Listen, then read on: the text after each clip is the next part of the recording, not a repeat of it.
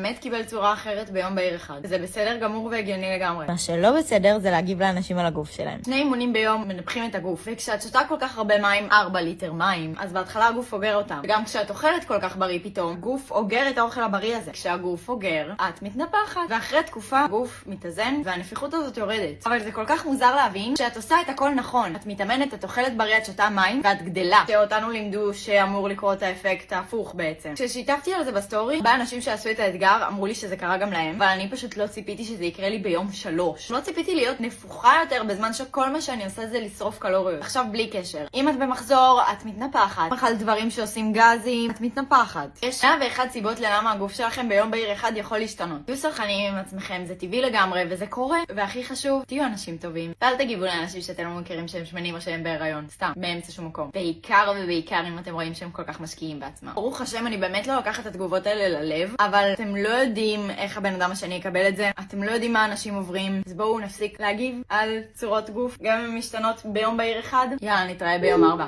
אני מתאמנת פעמיים